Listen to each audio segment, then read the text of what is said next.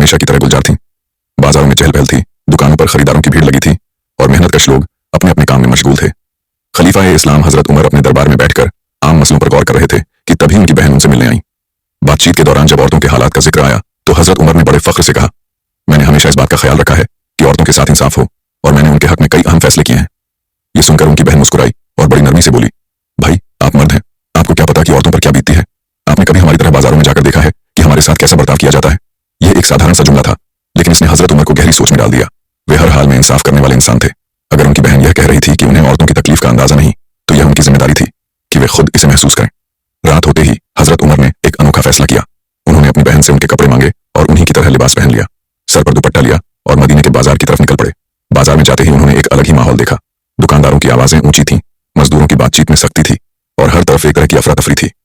जैसे ही हजरत उमर एक दुकान पर पहुंचे और मोल भाव करने लगे, दुकानदार ने झुंझलाते हुए कहा, अरे अम्मा, इतनी बहस क्यों कर रही हो? खरीदना है तो खरीदो, नहीं तो आगे बढ़ो। उन्होंने आगे एक और मजदूर को देखा जो एक औरत से सख्त लहजे में बात कर रहा था, जल्दी करो, यहाँ और भी लोग खड़े हैं, तुम्हारी जैसी औरतों को तो हर जगह दिक्कत होती है।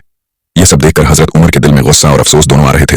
वे हर चीज अपनी आंखों से देख रहे थे, कैसे दुकानदार और मजदूर औरतों से बदसलूकी कर रहे थे, कैसे उनकी बातें सुनी नहीं जाती थीं और कैसे उन्हें उनकी हैसियत से कम समझा जाता था। हजरत उमर वापस अपने दरबार में लौटे। अब वे पहले से ज्यादा गंभीर और गुस्से में थे। उन्होंने फौरन हुक्म जारी किया, 1. अब से कोई भी दुकानदार या मजदूर औरतों से बदतमीजी नहीं करेगा। 2. अगर कोई शख्स औरतों से गलत लहजे में बात करता पाया गया तो उसे सजा दी जाएगी। 3. बाजार में ऐसे निगरानी करने वाले लोग तैनात किए जाएंगे जो यह सुनिश्चित करेंगे कि औरतों के साथ अच्छा सलूक किया जाए। इसके बाद हजरत उमर ने पूरे मदीने में ऐलान करवाया कि इस्लाम में औरतों की इज्जत हर हाल में की जाएगी और अगर किसी ने उनकी बेइज्जती की तो उसे सख्त सजा दी जाएगी। सीख और सबक यह वाकया हमें कई अहम बातें सिखाता है। 1. एक सच्चा लीडर वह होता है जो खुद अपने लोगों के हालात को समझे और महसूस करे। 2. औरतों की इज्जत और उनके साथ अच्छा सलूक इस्लाम की बुनियादी तालीमात में से एक है। 3.